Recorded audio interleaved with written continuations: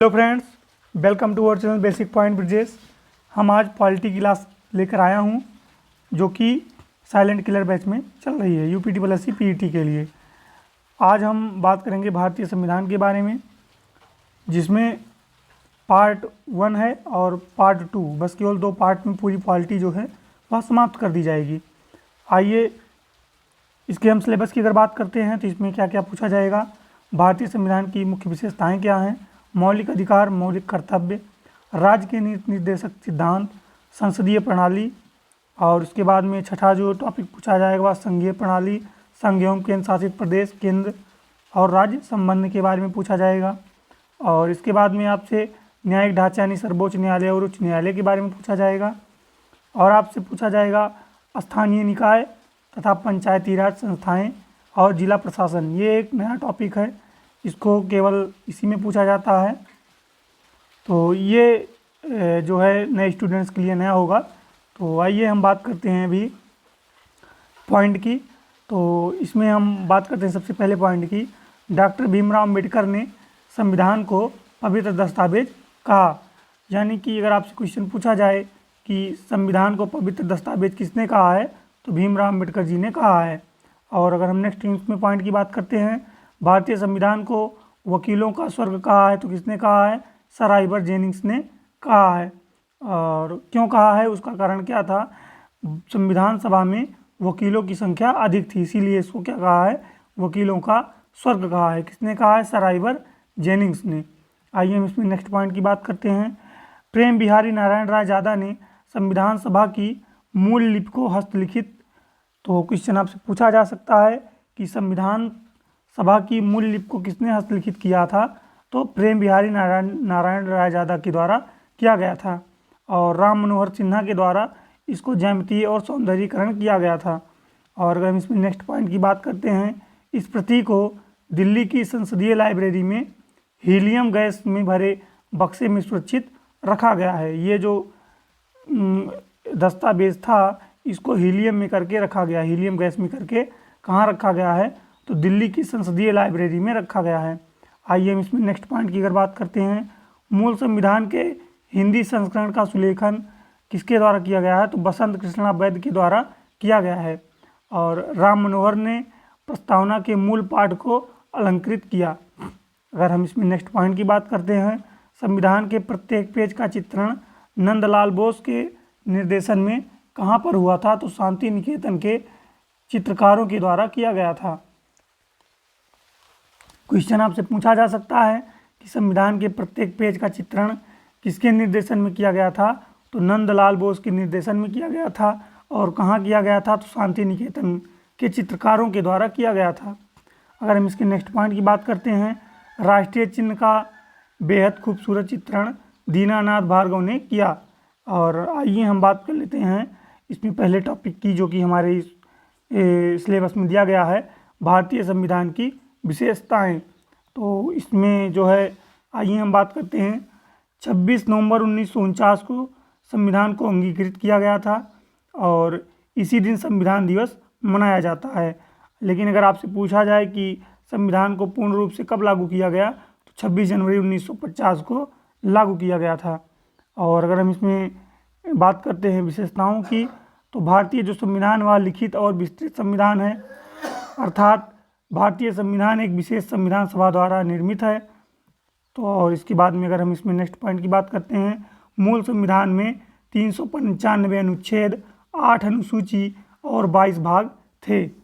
वहीं अगर हम वर्तमान संविधान की बात करेंगे तो 470 से ज़्यादा अनुच्छेद हैं, 12 अनुसूचियाँ हैं और 25 भाग वर्तमान में हैं। और जो मूल संविधान में अनुच्छेद हैं वह 395 ही हैं, बस केवल उसमें ABCD करके उसमें बढ़ा है, तो अर्थात उसके तहत जो है 470 से ज़्यादा अनुच्छेद हो गए हैं।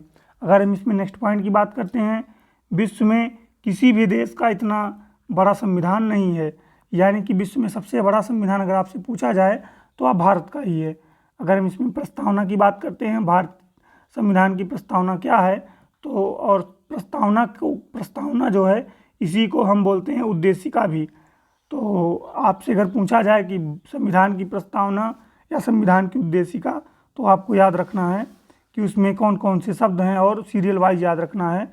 जैसे हम भारत के लोग भारत को संपूर्ण प्रभुत्व संपन्न समाजवादी पंथनिरपेक्ष लोकतंत्रात्मक गणराज्य बनाने के लिए तथा उसके समस्त नागरिकों को सामाजिक, आर्थिक और राजनीतिक न्याय, विचार, अभिव्यक्ति, विश्वास, धर्म और उपासना की स्वतंत्रता और इसके बाद में प्रतिष्ठा और अवसर की समानता प्राप्त कराने के लिए तथा उन सब में व्यक्ति की गरिमा और राष्ट्र की एकता और अखंडता सुनिश्चित करने वाली बंधुता बढ़ाने के लिए दृढ़ संकल्प होकर अपनी इस संविधान सभा में आज तारीख 26 नवंबर 1949 मिति मार्ग शीर्ष शुक्ल सप्तमी संवत 2006 विक्रमी को एदत द्वारा इस संविधान को अंगीकृत, अनियमित, अधिनियमित और आत्मार्पित करते हैं। अगर हम इसमें नेक्स्ट बात करते हैं संविधान के विशेषता की, तो संपन्न राज्य होने का क्या मतलब होता है कि जब कोई देश जो है स्वयं किसी आंतरिक और बाहरी मामलों के लिए निर्णय ले सके, तब वह क्या हो जाता है, प्रभुत्व संपन्न राज्य हो जाता है। अगर वहीं हम लोकतंत्रात्मक गणराज्य की बात करते हैं, तो लोकतंत्र का मतलब होता है जहाँ पर सांसद और विधायक को लोगों के द्वारा चुना जाए, यानी कि जैसे हम लोग वोट देकर अपने सांसद और विधायक को चुनते हैं, तो वह क्या हो जाता है, वहाँ लोकतंत्र हो जाता है।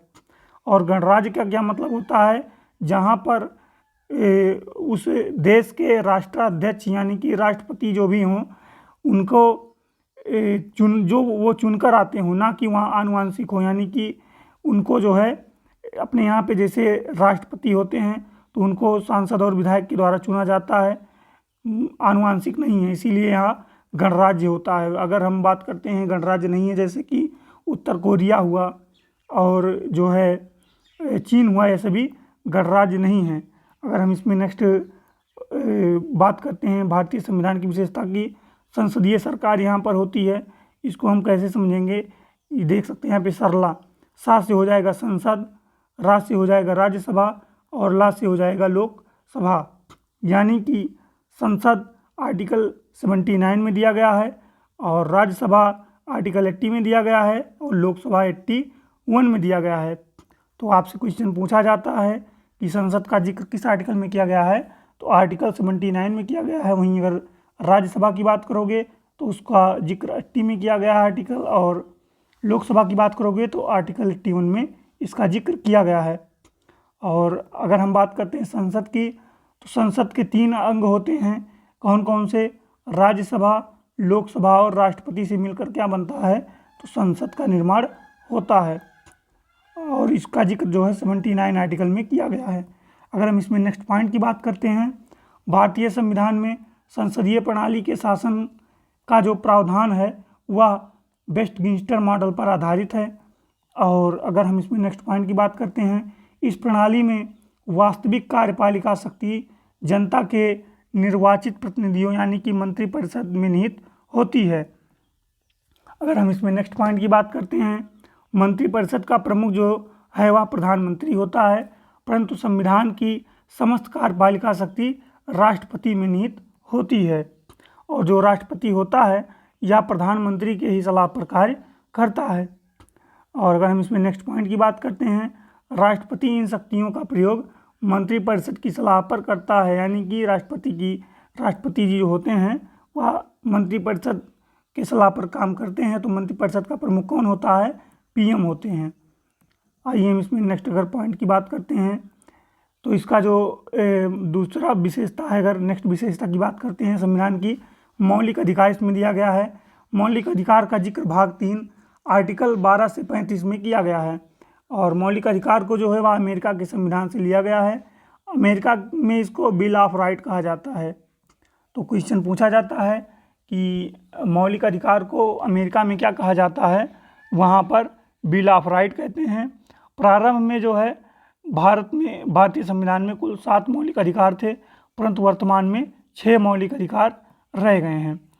और अगर हम इसमें नेक्स्ट पॉइंट की बात करते हैं, इसका उल्लंघन करने पर आप सुप्रीम कोर्ट में आर्टिकल 32 के तहत जा सकते हैं। वहीं अगर हाई कोर्ट की बात करते हैं तो आप आर्टिकल 226 के तहत जा सकते हैं। और अगर हम इसमें नेक्स्ट पॉइंट की बात करते हैं, मौलिक अधिकार जो है वह विश्व में पहली बार कहाँ चर्चा किया गया था? ब्रिटेन में इसकी चर्चा की गई थी। 44वें संविधान संशोधन 1978 के द्वारा संपत्ति के अधिकार को हटा दिया गया और इसको भाग 12 आर्टिकल 300A में रखा गया है, जो कि एक विधिक अधिकार इसको बना दिया गया है। अगर हम इसमें नेक्स्ट विशेषता की बात करते हैं, राज्य के नीति निर्देशक तत्व, इसका जिक्र भाग 4 में आर्टिकल 36 से 51 में किया गया है। अगर हम राज्य के नीति निर्देशक तत्व की अगर बात करते हैं स्रोत की, आयरलैंड के संविधान से इसको लिया गया है। यह वाद योग्य नहीं होता है। वाद योग्य नहीं होने का क्या मतलब है? आप न्यायालय में नहीं जा सकते हैं इसको लेकर, और संविधान की आत्मा इसे कहा जाता है। तो प्रस्तावना या उद्देशिका को जो है संविधान की आत्मा कहते हैं। और अगर हम बात करते हैं, डॉक्टर भीमराव अम्बेडकर ने संविधान की आत्मा किसे कहा था? आर्टिकल 32 किसको कहा था? आर्टिकल 32 संवैधानिक उपचारों के अधिकार को उन्होंने कहा था। और आर्टिकल 32 के तहत ही आप जो है सुप्रीम कोर्ट में जा सकते हैं जब कोई मौलिक अधिकार का हनन होता है आपके अगर। और आइए हम इसमें नेक्स्ट पॉइंट की बात करते हैं। ग्रैनविल ऑस्टिन ने संविधान की आत्मा किसे कहा था? तो राज्य के नीति निर्देशक तत्व को, यानी कि DPSP को कहा था। और अगर हम इसमें नेक्स्ट विशेषता की बात करते हैं, तो नेक्स्ट विशेषता है एकीकृत एवं स्वतंत्र न्यायपालिका, यानी कि भारत में जो है वह एकीकृत और न्यायपालिका जो है वह स्वतंत्र है, यानी कि यह किसी के दबाव में कार्य नहीं करती है। यहाँ पर सुप्रीम कोर्ट, हाई कोर्ट और डिस्ट्रिक्ट कोर्ट होते हैं।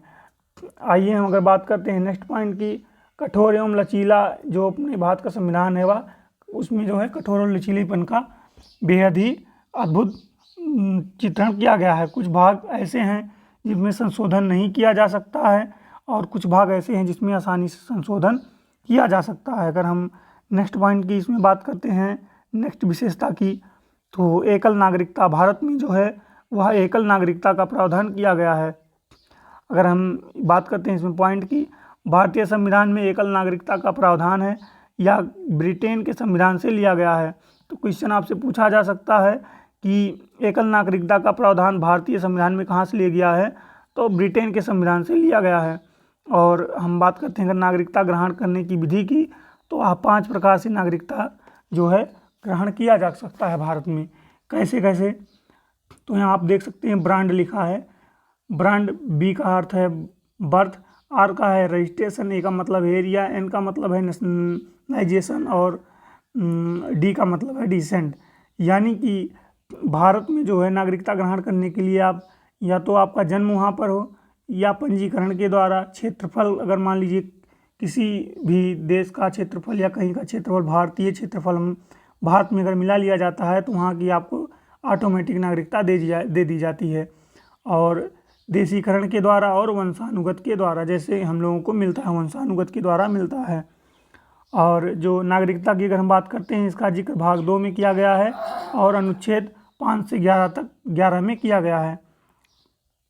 यहाँ पर भारतीय संविधान की और एक मुख्य विशेषता क्या है? वयस्क मताधिकार यहाँ पर है।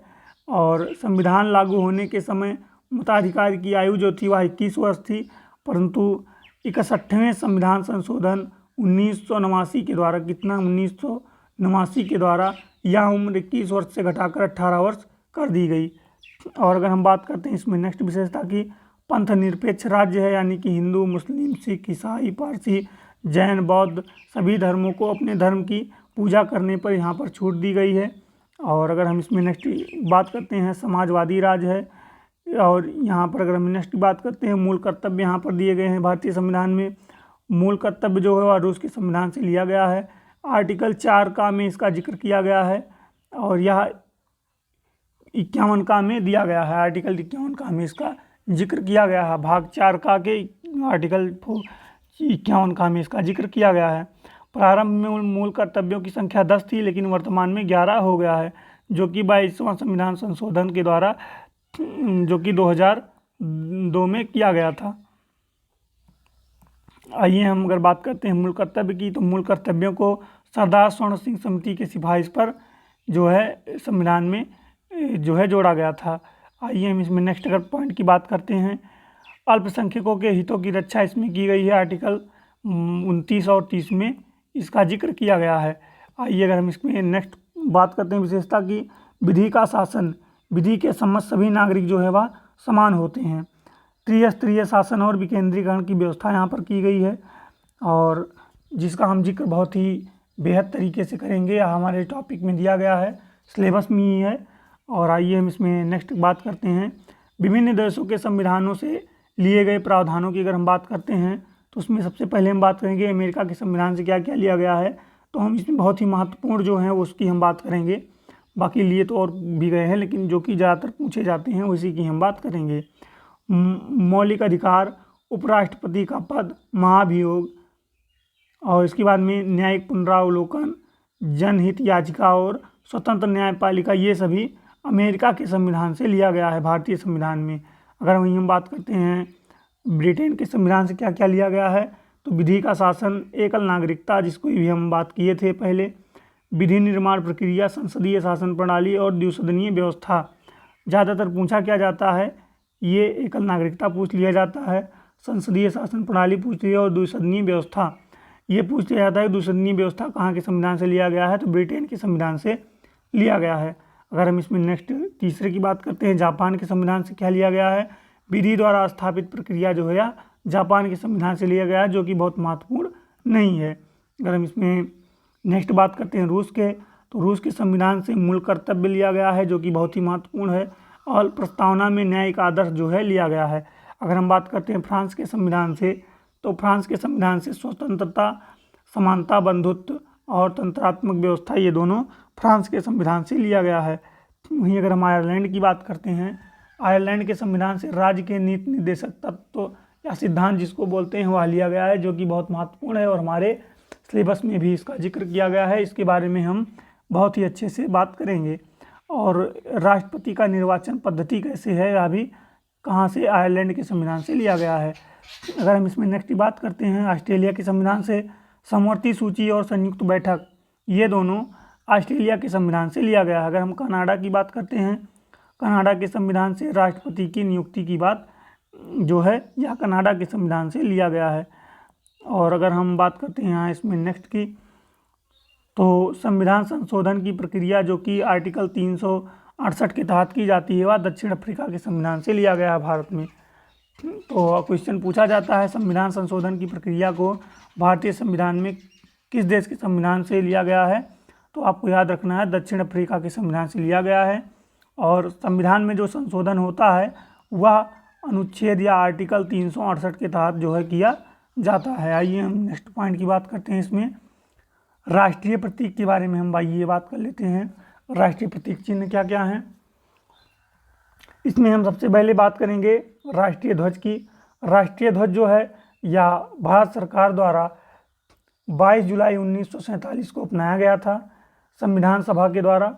और अगर हम बात करते हैं इसमें नेक्स्ट की लंबाई और चौड़ाई का, इसमें जो अनुपात होता है वह लंबाई 3 और चौड़ाई का अनुपात 2 होता है।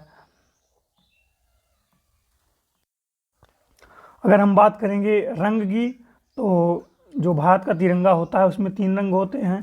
सबसे ऊपर होता है केसरिया, और अगर हम बात करते हैं इसके बाद में ये जो है सफ़ेद होता है। और अगर हम इसकी बात करते हैं तो यह जो है क्या होता है, तो यह हरा होता है।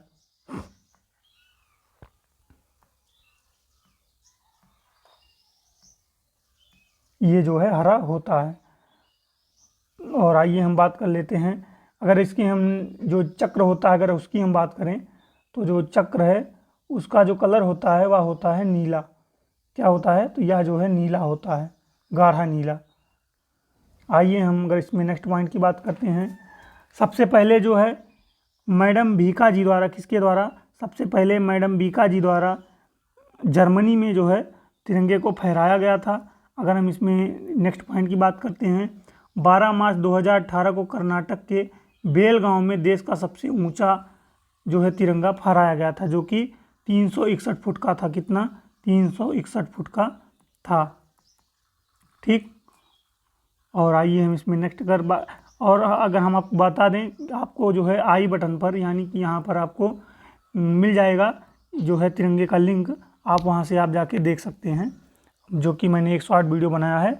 आइए अगर हम इसमें नेक्स्ट पॉइंट की बात करते हैं, राष्ट्रीय चिन्ह की अगर हम बात करते हैं तो भारत का जो राष्ट्रीय चिन्ह है वह है सत्यमेव जयते। एक मिनट दोस्तों, सारनाथ की अशोक स्तंभ से जो है लिया गया है राष्ट्रीय चिन्ह को, जो कि सत्यमेव जयते है। देवनागरी लिपि में जो है इसको लिखा गया है, और मुंडकोपनिषद में इसका मुंडकोपनिषद से जो है सत्यमेव जयते को लिया गया है। सत्यमेव जयते का मतलब होता है सत्य की ही विजय होती है। अगर हम बात करते हैं राष्ट्रीय चिन्ह की, तो राष्ट्रीय चिन्ह को जो है 26 जनवरी 1950 को अपनाया गया था। और राष्ट्रीय चिन्ह क्या है, तो सारनाथ की अशोक स्तंभ को जो है भारत का राष्ट्रीय चिन्ह कहा जाता है, और उसी के नीचे जो है सत्यमेव जयते लिखा गया है। आइए हम अगर इसमें नेक्स्ट बात करते हैं राष्ट्रगान की, तो राष्ट्रगान को जो है वह 24 जनवरी 1950 को अपनाया गया था। पहली बार कब गाया गया था, तो 27 दिसंबर 1911 को कलकत्ता अधिवेशन में गाया गया था। तो आपसे क्वेश्चन पूछा जाता है कि राष्ट्रगान को सबसे पहले कहाँ गाया गया था या किस अधिवेशन में गाया गया था, तो कलकत्ता अधिवेशन में गाया गया था। और कब गाया गया था, 27 दिसंबर 1911 ईस्वी में इसको गाया गया था। अगर हम इसमें बात करते हैं क्यों गाया गया था, तो वेल्स के राजकुमार जॉर्ज पंचम के आने की खुशी में इसको गाया गया था। और अगर हम राष्ट्रगान की गाने की टाइम की अगर बात करते हैं, तो इसको गाने का जो समय है वह 52 सेकेंड है। लेकिन अगर आपातकाल में अगर आपको जल्दी गाना है तो आप 20 सेकंड में स्टार्टिंग की 2 लाइन और अंतिम की 2 लाइन गाकर आप जो है राष्ट्रगान को पूरा कर सकते हैं। अगर हम बात करते हैं भाषा की इसकी, तो इसकी जो भाषा है वह बंगाली भाषा में है। अगर हम राष्ट्रगीत की बात करते हैं, तो राष्ट्रगीत जो है हमारा वो वंदे मातरम है। और गाने की अवधि की अगर हम बात करते हैं तो वह 1 मिनट 5 सेकेंड, या हम ऐसे जान सकते हैं 65 सेकेंड। और अगर हम इसमें भाषा की बात करते हैं वंदे मातरम की, तो यह संस्कृत भाषा में है। और रचयिता की अगर हम बात करेंगे तो बंकिम चंद्र चटर्जी जो है इसके रचयिता हैं। और 12वां अधिवेशन जो है 1896 में कलकत्ता में पहली बार यह गाया गया था। तो क्वेश्चन आपसे पूछा जा सकता है कि पहली बार वंदे मातरम कब गाया गया था, तो जो है कहाँ गाया गया था, कलकत्ता अधिवेशन में गाया गया था, कलकत्ता में गाया गया था। और 1896 में इसको गाया गया था, और जो कि 12वां अधिवेशन था। और जो है अगर हम इसमें नेक्स्ट की बात करते हैं, राष्ट्रीय पशु जो है वह बाघ है। अगर हम भारत के राष्ट्रीय पक्षी की बात करते हैं तो मयूर होता है। और राष्ट्रीय पुष्प की अगर बात करेंगे तो कमल। राजकीय पुष्प जो है कमल जो है या हरियाणा और कर्नाटक का भी राजकीय पुष्प है। यानी कि जो राष्ट्रीय पुष्प है हमारा भारत का कमल, वह जो है राजकीय पुष्प, यानी कि 2 राज्य का भी है कमल, हरियाणा और कर्नाटक का। अगर हम राष्ट्रीय वृक्ष की बात करते हैं भारत के, तो बरगद है। राष्ट्रीय फल अगर फल की बात करेंगे तो आम है। और मुग़ल बादशाह अकबर ने जो है दरभंगा यानी बिहार, जो कि अब लखीबाग के नाम से जाना जाता है, दरभंगा को अब लखीबाग के नाम से जाना जाता है, वहाँ पर अकबर ने 10,000 आम के पेड़ लगवाए थे। और अगर हम इसमें नेक्स्ट बात करते हैं राष्ट्रीय नदी की, तो राष्ट्रीय नदी गंगा है, जो कि 2525 किलोमीटर लंबी है। अगर हम राष्ट्रीय विरासत पशु की बात करेंगे, एशियाई हाथी है, जो कि अक्टूबर 2010 में घोषित किया गया था। अगर हम आइए बात करते हैं राष्ट्रीय मुद्रा की, तो भारत का जो राष्ट्रीय मुद्रा है वह रुपया है। अगर इसकी हम प्रतीक चिन्ह की बात करते हैं, तो जो इसका प्रतीक चिन्ह है वह ऐसे होता है रू, यहाँ पे बीच में कट लगा रहता है, यहाँ पे आप देख सकते हैं ऐसे होता है। और इसको जो है 15 जुलाई 2010 को अपनाया गया था। कब, 2010 को अपनाया गया था। तो क्वेश्चन आपसे पूछा जा सकता है कि रुपया का जो प्रतीक चिन्ह है उसको कब अपनाया गया था, तो इसको जो है 2010 में अपनाया गया था। आइए अगर हम बात करते हैं इसमें नेक्स्ट की, अशोक चक्र की अगर हम बात करते हैं, संसदीय भवन चक्र भी इसको कहते हैं। अशोक चक्र में जो है 24 तीलियाँ होती हैं, और जो है 2 तीलियों के बीच में जो है 15 डिग्री का कोण होता है। अगर हम बात करते हैं नेक्स्ट राष्ट्रपति की, तो राष्ट्रपति जो है भारत का राष्ट्राध्यक्ष होता है। और राष्ट्रपति का जो जिक्र किया गया है वह आर्टिकल 52 में किया गया है, यानी कि अनुच्छेद 52 में भारत का एक राष्ट्रपति होगा, इसका जिक्र किया गया है। और आर्टिकल अगर हम बात करते हैं 54 की, तो राष्ट्रपति का निर्वाचन मंडल इसमें बात किया गया है। और निर्वाचन मंडल कैसा होगा, तो यानी कि राष्ट्रपति का जो निर्वाचन होगा वह निर्वाचन मंडल के द्वारा होगा। और इसमें कौन कौन से भाग लेंगे, तो लोकसभा, राज्यसभा और विधानसभा इसमें भाग लेंगी। और जो लोकसभा है और राज्यसभा है और विधानसभा है, इसमें मात्र जो है निर्वाचित सदस्य ही भाग लेते हैं, क्योंकि जो मनोनीत सदस्य होते हैं वह राष्ट्रपति के द्वारा ही मनोनीत किए जाते हैं। अब जिसको राष्ट्रपति मनोनीत करेगा या आप जिसको काम पर रखेंगे वह तो आप ही का जो है सपोर्ट करेगा। इसके लिए जो है मनोनीत सदस्य को इसमें जो है भाग नहीं लिया जाता है उनके चुनाव में। और 104वां संविधान संशोधन जो हुआ था उसके तहत आर्टिकल 331 और आर्टिकल 333 दो इसके द्वारा आर्टिकल 333 के द्वारा 2 एंग्लो इंडियन जो कि लोकसभा में होते थे उनको, और आर्टिकल 333 के द्वारा जो है विधानसभा में जो 1 एंग्लो इंडियन राष्ट्रपति के द्वारा मनोनीत किए जाते थे और राज्यपाल के द्वारा उसको अब समाप्त कर, राष्ट्रपति के द्वारा जो नियुक्त किए जाते हैं उनको अब समाप्त कर दिया गया है। अगर हम बात करते हैं विधानसभा की, तो विधानसभा कहाँ की भाग लेंगी, तो एनडीसी दिल्ली और पुडुचेरी, अभी जो है जम्मू कश्मीर भी इसमें भाग लेगा, वहाँ के मात्र निर्वाचित सदस्य ही भाग लेते हैं। अगर हम बात करते हैं मनोनीत सदस्य की, तो मनोनीत सदस्य इसमें हिस्सा नहीं लेंगे, विधान परिषद के सदस्य भी इसमें हिस्सा नहीं लेंगे। आइए अगर हम बात करते हैं आर्टिकल 55 की, आर्टिकल 55 में जो है वह निर्वाचन की पद्धति दिया गया है, यानी कि राष्ट्रपति का निर्वाचन कैसे होगा। तो उनका जो निर्वाचन होता है वह एकल संक्रमणीय मत पद्धति के द्वारा आनुपातिक प्रतिनिधित्व के आधार पर प्रत्यक्ष मतदान जो है उनका होता है। प्रत्यक्ष मतदान और गुप्त रीति से इनका मतदान किया जाता है। अगर हम बात करते हैं एकल संक्रमणीय मत पद्धति क्या होती है, तो आइए हम देख लेते हैं। जैसे मान लीजिए 3 लोग हैं, ए, बी और सी, 3 लोग मान लीजिए खड़े हुए हैं, और मान लीजिए वोट देने वाले जो भी हैं वो सबसे पहले गए, ए को पहले स्थान पर चुने, बी को निक नहीं अच्छे कम लगते थे तो उन्होंने तीसरे स्थान पर उनको चुन लिया, और सी को दूसरे स्थान पर। इसमें क्या होता है कि आप जो भी राष्ट्रपति पद के लिए खड़े हुए हैं आपको उनको मत देना ही पड़ेगा, आप चाहे उनके फेवर में हो या ना हो। अगर आप उनके फेवर में नहीं हैं तो आप उनको सबसे लास्ट में चुनिए, लेकिन आपको जाके चुनना ही पड़ता है, वोट देना ही पड़ता है।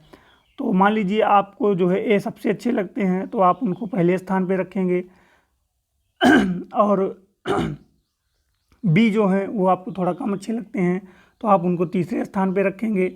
और वहीं अगर हम सी की बात करते हैं तो वो आपको ये चाहते हैं कि अगर ए वाला प्रधान राष्ट्रपति नहीं बनता है तो जो बी है वह ना बन के वह सी बन जाए, तो आप दूसरे स्थान पर उसको रख देंगे।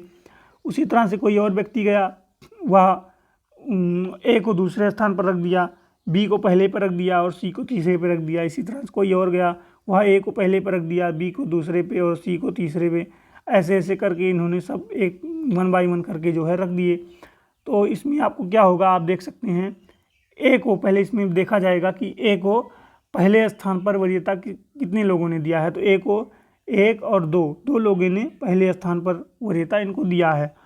और इसके बाद में अगर बी को देखा जाए तो बी को भी पहले वरीयता 2 लोगों के द्वारा ही दिया गया है।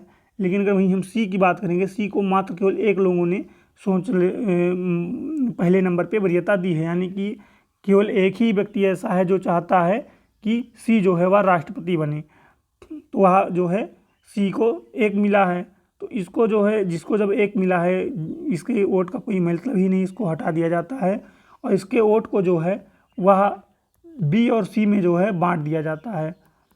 अभी आइए हम इसमें बात करते हैं। फिर इसके बाद में जो है द्वितीय चरण का मतदान होता है। द्वितीय चरण का मतदान क्या होता है, जो व्यक्ति प्रथम चरण में नहीं जीत पाया, जैसे आप यहाँ पे देख सकते हैं ए को भी 2 मत मिला है और बी को भी 2 मत मिला है, तो यहाँ पे प्रथम चरण में जो है ये विजयी नहीं हो पाए। तो अब इसके लिए द्वितीय चरण का मतदान किया जाएगा। द्वितीय चरण का मतदान कैसे किया जाएगा, अब उसमें देखा जाएगा कि 2 नंबर पे किसको चुना गया है। तो 2 नंबर पे आप देख सकते हो ए को केवल 1 लोगों ने चुना है, वहीं अगर बी की हम बात करते हैं तो बी को 2 लोगों ने दूसरे नंबर पर चुना है, यानी कि 2 इसमें ए को 1 लोगों ने चुना है और 2 बी को जो है 2 लोगों ने चुना है, यानी कि ये जो इसको ज़्यादा मत प्राप्त हो गया, अब इसको जो है विजयी घोषित कर दिया जाएगा। अगर हम इस पद्धति की बात करते हैं, इस पद्धति को एंड्रे प्रणाली कहा जाता है। जो कि 1856 में डेनमार्क में लागू किया गया था।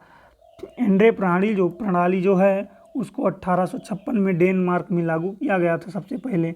और अगर हम बात करते हैं एक विधायक के मत के मूल्य की कैसे निकाला जाता है, तो राज्य की जनसंख्या यानी कि पूरे राज्य की कितनी जनसंख्या है बटे विधानसभा में निर्वाचित सदस्यों की संख्या जितनी होती है उसमें जो है गुणा 1/1000 कर दिया जाता है, तो जो है वह एक विधायक के मत का मूल्य निकल के आ जाता है। और एक बात जान लीजिए, जिस राज्य की जनसंख्या सर्वाधिक होती है वहाँ के विधायक के मत का मूल्य जो है वह सबसे ज़्यादा होता है, तो आपको यह याद रखना है। और अगर हम बात करते हैं दूसरी, तो एक सांसद के मत का मूल्य कैसे निकाला जाता है, तो सभी राज्यों की विधानसभाओं के कुल निर्वाचित प्रतिनिधियों के मत का मूल्य बटे संसद के कुल निर्वाचित सदस्यों की संख्या जितनी है वह उससे हम जब भाग दे देंगे तो वह जो है एक सांसद के मत का मूल्य निकल के आ जाता है। और अगर हम बात करते हैं इसमें नेक्स्ट की, यहाँ पर अप्रत्यक्ष मतदान होता है इनका। अप्रत्यक्ष मतदान का मतलब क्या होता है, लोकसभा और राज्य विधानसभा इन दोनों का जो है जो मतदान होता है वह प्रत्यक्ष चुने जाते हैं। लोकसभा के जो है सदस्य और विधानसभा के सदस्य जो हैं ये प्रत्यक्ष चुनकर आते हैं जनता के द्वारा। अब इनके द्वारा जो है जो प्रतिनिधि राष्ट्रपति पद के लिए खड़ा होता है वो जो है जो प्रतिनिधि खड़ा होता है उसको कौन चुनता है, तो वो उसके लिए जनता प्रत्यक्ष वोट ना देके जो लोकसभा में उनके सदस्य गए हैं चुनकर और विधानसभा में उनके द्वारा जो है राष्ट्रपति को चुना जाता है, इसीलिए इसको क्या बोलते हैं, अप्रत्यक्ष मतदान इसको कहा जाता है। अगर हम बात करते हैं प्रतिनिधि लोकतंत्र या अप्रत्यक्ष लोकतंत्र भी इसको हम बोलते हैं। अगर हम बात करते हैं आर्टिकल 56 की यानी अनुच्छेद 56 की, तो इसमें राष्ट्रपति की पदावधि और कार्यकाल की बात की गई है। अगर हम बात करते हैं इसमें पहले पॉइंट की, तो पद ग्रहण की तिथि से लेकर 5 वर्ष की अवधि तक जो है वह पद धारण करता है, यानी कि अगर कोई भी राष्ट्रपति है वह 1 जनवरी 2022 को अपना पद ग्रहण करता है तो उसका जो पद है वह 1 जनवरी 2027 तक जो है रहता है। अगर हम बात करते हैं इसमें सेकंड पॉइंट की, वह समय से पहले अपना पद त्याग सकता है, यानी कि जो राष्ट्रपति है वह उसके पास ऐसा बाउंडेशन नहीं है कि अगर वह एक बार राष्ट्रपति चुना गया है तो वह पद ही नहीं अपना त्याग सकता, समय से पहले अपने पद को वह त्याग सकता है। और त्याग पत्र किसको देता है, तो उपराष्ट्रपति को देता है हस्ताक्षर सहित लेख के साथ। अगर हम बात करते हैं नेक्स्ट इसमें, तो पदावधि समाप्त होने पर तब तक पद पर रहेंगे जब तक उत्तराधिकारी पद ग्रहण न कर ले। और अगर हम इसमें नेक्स्ट पॉइंट की बात करते हैं, संविधान के अतिक्रमण की स्थिति में उसे समय से पहले भी हटाया जा सकता है। और ये राष्ट्रपति का जो चुनाव होता है वह उसका कार्यकाल पूरा होने के 6 माह के अंदर करवाना अनिवार्य होता है। क्या होता है, अनिवार्य होता है। आइए अगर हम इसमें नेक्स्ट पॉइंट की बात करते हैं आर्टिकल 57 की, अनुच्छेद 57 की, राष्ट्रपति जो है वह पुनः निर्वाचित हो सकता है, आर्टिकल 57 में कहा गया है। अगर हम 58 की बात करते हैं, अनुच्छेद 58 की, इसमें राष्ट्रपति की योग्यता की बात की गई है कि उसके पास कौन कौन सी योग्यताएं होनी चाहिए। तो इसमें पहली योग्यता क्या है, जो सबको पता है, वह भारत का नागरिक होना चाहिए, वह 35 वर्ष की आयु जो है पूरी कर चुका हो। और अगर तीसरी योग्यता की बात करते हैं, वह लोकसभा का सदस्य चुने जाने की योग्यता रखता हो। और अगर हम चौथी योग्यता की बात करते हैं, संघ या राज्य सरकार के अधीन कोई लाभ का पद धारण न करता हो, यानी कि वह किसी भी सरकारी नौकरी के पद पर ना हो। जो सरकारी नौकरी होता है वह लाभ का पद होता है, और इनके हिसाब से जो नेता होते हैं वो लाभ के पद पर नहीं होते हैं, वो जनता का जो है सेवा करने के लिए होते हैं। जबकि सबसे ज़्यादा भ्रष्टाचार और रुपया जो है ये इन्हीं के द्वारा किया जाता है। अगर आइए हम बात कर लेते हैं अध्यादेश की, तो अध्यादेश जो है 1957 में जो है एक अध्यादेश जारी किया गया था, जिसके तहत जो जमानत राशि होती है राष्ट्रपति के निर्वाचन के लिए वह 2500 से बढ़ाकर 15,000 रुपये कर दी गई। पहले जो है 1997 के पहले जो है राष्ट्रपति जो है जिसको लड़ना है उसको जो है मात्र जमानत राशि जो है वो 2,500 रुपये देनी पड़ती थी, लेकिन अब जो है 15,000 रुपये कर दी गई है। और अगर हम बात करते हैं इसके प्रस्तावक की, तो राष्ट्रपति जो है उसके लिए जो है कम से कम 50 प्रस्तावक हों, और 1997 में ही 10 प्रस्तावक से बढ़ाकर 50 प्रस्तावक कर दिया गया, और अनुमोदक भी 10 से बढ़ाकर 50 अनुमोदक कर दिया गया। इसका क्या मतलब है कि राष्ट्रपति, मान लीजिए आप लड़ रहे हैं, तो आपके पास कम से कम 50 प्रस्तावक होने चाहिए। हाँ, 50 लोग जाके कहें कि हाँ ये राष्ट्रपति पद के लिए खड़े हों, हम इनका सपोर्ट करते हैं, और जो 50 लोग कह रहे हैं उनका भी 50-50 लोग जो है अनुमोदन करें कि हाँ हम भी इनका सपोर्ट करते हैं, तब वह जो है राष्ट्रपति पद लड़ने के लिए योग्य माना जाएगा। अगर हम आर्टिकल 59 यानी कि अनुच्छेद 59 की बात करते हैं, तो इसमें शर्तें दी गई हैं। संघ एवं राज्य का मंत्री, सांसद, विधायक, उपराष्ट्रपति और राज्यपाल की बात की गई है इसमें। यानी कि राष्ट्रपति का चुनाव लड़ सकते हैं कौन कौन? संघ एवं राज्य का मंत्री कोई भी हो, जैसे सांसद, विधायक, उपराष्ट्रपति और राज्यपाल, ये सभी राष्ट्रपति का चुनाव लड़ सकते हैं। अगर हम बात करते हैं पहले पॉइंट की, इसमें पहला पद त्यागने के बाद, या दूसरे अगर पॉइंट की हम बात करते हैं पद पर रहते हुए जो है चुनाव लड़ सकता है, लेकिन चुने जाने के बाद जो है उसको पहला पद त्यागना पड़ेगा। अगर हम इसमें नेक्स्ट पॉइंट की बात करते हैं, आर्टिकल 60 में जो है वह राष्ट्रपति के शपथ की बात की गई है। पद की गोपनीयता की शपथ सुप्रीम कोर्ट के मुख्य न्यायाधीश दिलाते हैं। तो क्वेश्चन पूछा जाएगा कि कौन से आर्टिकल में राष्ट्रपति के शपथ का जिक्र किया गया है? तो आर्टिकल किसमें किया गया है? आर्टिकल 60 में किया गया है। और उनको जो है पद और गोपनीयता की शपथ कौन दिलाता है? तो सुप्रीम कोर्ट के, किसके द्वारा? सुप्रीम कोर्ट के मुख्य न्यायाधीश के द्वारा उनको जो है शपथ दिलाई जाती है। अगर हम बात करते हैं आर्टिकल 61 की, आर्टिकल 61 में जो है महाभियोग की प्रक्रिया की बात की गई है, जो कि अमेरिका के संविधान से लिया गया है। और किसी भी जो है राष्ट्रपति के ऊपर महाभियोग लगाने से उसको 14 दिन पूर्व पहले राष्ट्रपति को सूचना देना पड़ता है। जो संकल्प प्रस्ताव पारित होना है उसके 14 दिन पहले।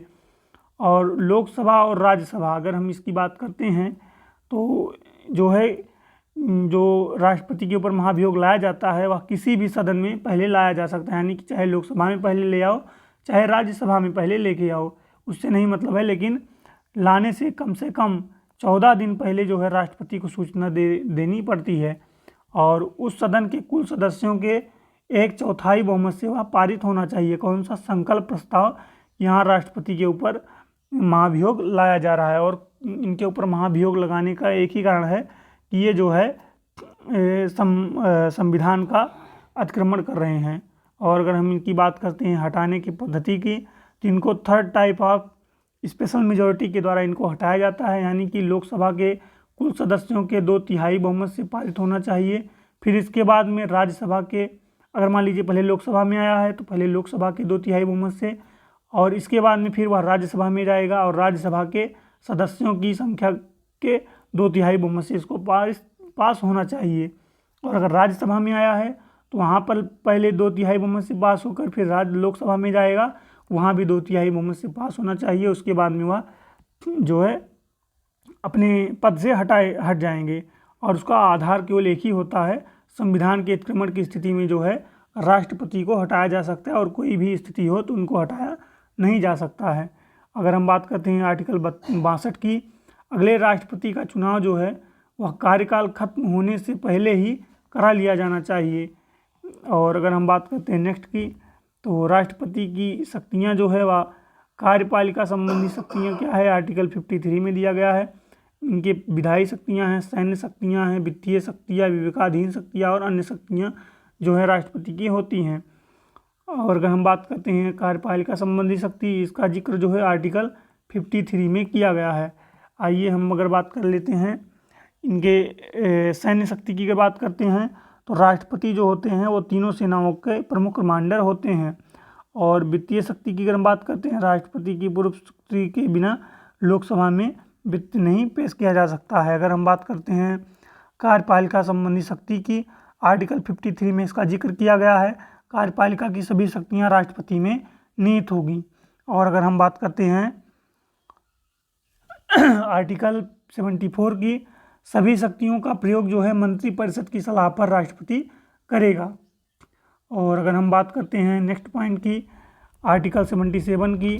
तो आर्टिकल 77 के तहत मंत्रियों के कार्य का बंटवारा जो है प्रधानमंत्री की सलाह पर होगा। मंत्रियों के कार्य का बंटवारा किसके सलाह पर किया जाएगा? तो प्रधानमंत्री की सलाह पर राष्ट्रपति के द्वारा किया जाता है। किसके द्वारा? राष्ट्रपति के द्वारा किया जाता है। अगर हम बात करते हैं नेक्स्ट पॉइंट की, आर्टिकल 75A की या 1 की, तो प्रधानमंत्री की नियुक्ति लोकसभा में बहुमत प्राप्त दल के नेता जो है वह प्रधानमंत्री की नियुक्ति करते हैं। यानी कि प्रधानमंत्री की नियुक्ति कौन करता है? तो राष्ट्रपति के द्वारा किया जाता है। और प्रधानमंत्री की नियुक्ति किस आधार पर किया जाता है? कि लोकसभा में बहुमत दल का प्राप्त जो भी नेता होगा उसको जो है राष्ट्रपति का जो है पद नियुक्त करवा देता है। कौन? राष्ट्रपति के द्वारा नियुक्त किया जाता है। और अगर हम बात करते हैं आर्टिकल 75(3) की, तो मंत्रिपरिषद सामूहिक रूप से लोकसभा के प्रति उत्तरदायी होता है। क्वेश्चन पूछा जाता है कि मंत्रिपरिषद सामूहिक रूप से किसके प्रति उत्तरदायी है? तो वह लोकसभा के प्रति उत्तरदायी होता है। और अगर हम बात करते हैं राष्ट्रपति किस किस की नियुक्ति करते हैं, तो सुप्रीम कोर्ट और हाई कोर्ट के जज की, यूपीएससी के अध्यक्ष की, सीएजी। और अगर हम बात करते हैं भाषा आयोग की, वित्त आयोग के, राज्यपाल की, विदेशों में राजदूतों की नियुक्ति किसके द्वारा की जाती है? तो राष्ट्रपति के द्वारा नियुक्ति इन सब की जाती है। और अन्य लोग हैं जिनकी नियुक्ति की जाती है, प्रधानमंत्री की भी नियुक्ति इन्हीं के द्वारा की जाती है। अगर हम बात करते हैं विधायी शक्तियों की कि राष्ट्रपति के पास विधायी शक्तियाँ कौन कौन सी हैं, तो आर्टिकल 79 के तहत राष्ट्रपति जो है वह संसद का अंग है और कोई भी विधेयक राष्ट्रपति की स्वीकृति के बिना कानून नहीं बन सकता है।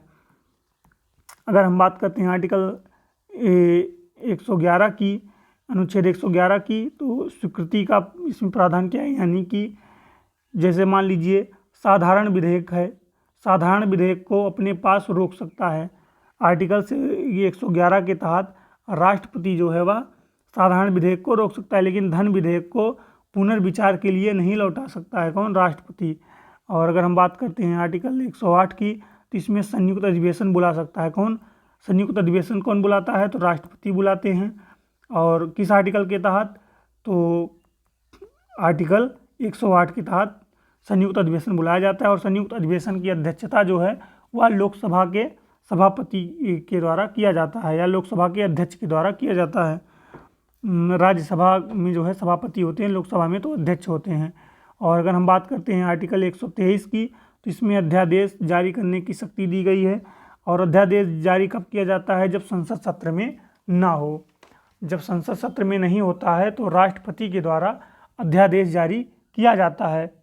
और जो अध्यादेश होता है वह मान लीजिए जब संसद सत्र में आ जाती है उसके वह मात्र 6 सप्ताह तक जो है वह अध्यादेश लागू रहता है। अगर 6 सप्ताह के अंदर जो है सभी सदस्यों के द्वारा उसको अगर पारित नहीं किया जाता है तो वह अध्यादेश जो है स्वतः 6 सप्ताह के बाद समाप्त हो जाता है। और अगर हम बात करते हैं नेक्स्ट पॉइंट की, विवेकाधीन शक्तियों की, तो उनके पास कुछ विवेकाधीन शक्तियाँ होती हैं। जैसे आर्टिकल 72 के तहत क्षमादान करने की शक्ति होती है उनके पास। जैसे कि मान लीजिए किसी को सज़ा हुई है फांसी की, तो वह उनको आजीवन कारावास में भी बदल सकते हैं और उसको बिल्कुल माफ़ भी कर सकते हैं। कौन? राष्ट्रपति। किसके तहत? आर्टिकल 72 के तहत। या मात्र केवल राष्ट्रपति के पास ही ऐसी शक्ति का प्रावधान है कि जो आपकी सज़ा को बिल्कुल माफ़ भी कर सकते हैं। अगर हम बात करते हैं आर्टिकल 85 की, तो आर्टिकल 85 की अगर बात करते हैं, लोकसभा को भंग कर सकता है कौन? पीएम की सलाह पर। कौन कर सकता है? तो राष्ट्रपति कर सकते हैं।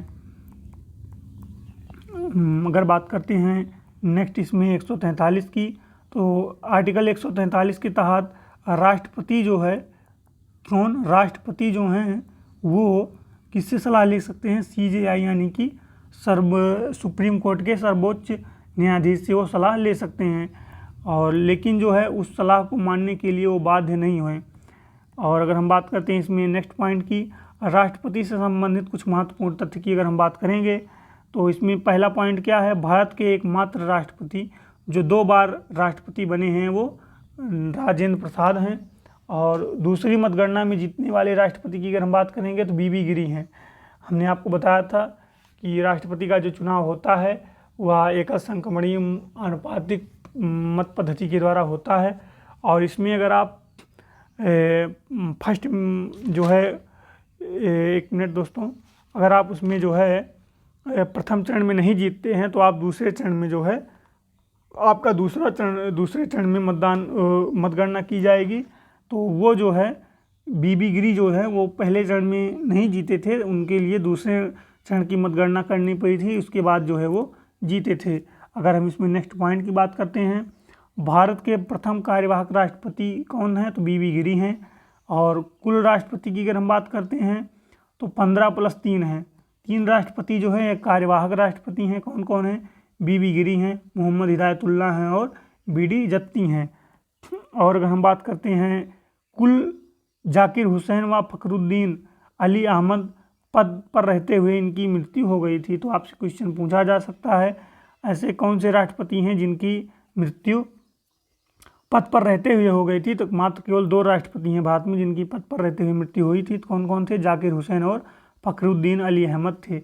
और अगर हम बात करते हैं 3 कार्यवाहक राष्ट्रपति की, तो 3 कार्यवाहक राष्ट्रपति बीबी गिरी हैं और दूसरे मोहम्मद हिदायतुल्लाह हैं और तीसरे बीडी जत्ती हैं। और अगर हम बात करते हैं निर्विरोध चुने जाने वाले राष्ट्रपति कौन है, नीलम संजीव रेड्डी हैं। तो आप इसको यहाँ से गेस कर सकते हैं, यहाँ पर आप देख सकते निर्विरोध में पहले ना आता है और इसके बाद में नीलम में भी पहले ना आता है, यानी कि निर्विरोध कौन चुना गया था, तो नीलम चुनी गई थी। और अगर हम बात करते हैं नीलम संजीव रेड्डी की, तो लोकसभा अध्यक्ष भी यह रही थी। और अगर हम मोहम्मद हिदायतुल्लाह की बात करते हैं, सर्वोच्च न्यायालय के मुख्य न्यायाधीश रहे कौन, और ये जो है कार्यवाहक राष्ट्रपति थे। यानी कि आपसे क्वेश्चन पूछा जा सकता है कि सुप्रीम कोर्ट के मुख्य न्यायाधीश जो कार्यवाहक राष्ट्रपति बने थे प्रथम, वो कौन है, तो मोहम्मद हिदायतुल्लाह हैं। और प्रथम दलित राष्ट्रपति की अगर हम बात करते हैं तो KR नारायण जो है प्रथम दलित राष्ट्रपति हैं। और अगर हम बात करते हैं मिसाइल मैन राष्ट्रपति की, तो APJ अब्दुल कलाम जो है इनको मिसाइल मैन कहा जाता है और ये राष्ट्रपति भी बने थे। अगर हम बात करते हैं प्रथम महिला राष्ट्रपति की, तो प्रतिभा देवी सिंह पाटिल जो हैं वो पहली महिला राष्ट्रपति थी। और अगर हम बात करते हैं वर्तमान राष्ट्रपति की, तो वर्तमान राष्ट्रपति 15वीं हैं और कौन है, द्रौपदी मुर्मू जो हैं वह 15वीं राष्ट्रपति हैं। और यह जो है दूसरी महिला राष्ट्रपति हैं। और प्रथम आदिवासी राष्ट्रपति जो हैं कौन हैं, तो द्रौपदी मुर्मू जो हैं प्रथम आदिवासी महिला राष्ट्रपति हैं। और अगर हम बात करते हैं नेक्स्ट पॉइंट की, इसमें राष्ट्रपति की आपातकालीन शक्तियों की, तो राष्ट्रीय आपातकाल जो है आर्टिकल 352 के तहत जो है विद्रोह होने पर, सशस्त्र विद्रोह होने पर, पहले जो है विद्रोह होने पर भी आर्टिकल 352 के तहत राष्ट्रीय आपात घोषित कर दिया जाता था, लेकिन वर्तमान में सशस्त्र विद्रोह होने पर जो है घोषित कर सकते हैं। अगर वैसे विद्रोह है तो नहीं आप कर सकते हैं। और अगर हम बात करते हैं कि भारत में अभी तक राष्ट्रीय आपात कितनी बार घोषित किया गया है, तो 3 बार घोषित किया गया है। कब कब, 1962 में, 71 में और 1975 में। 1975 में जो है प्रेसिडेंट कौन थे, तो फखरुद्दीन अली अहमद थे। और जो है इंदिरा गांधी जो है यह प्रधानमंत्री थी। और अगर हम बात करते हैं विद्रोह होने और 44वां संविधान संशोधन 1978 में जो है इसको सबसे पहले 44वां संविधान संशोधन 1978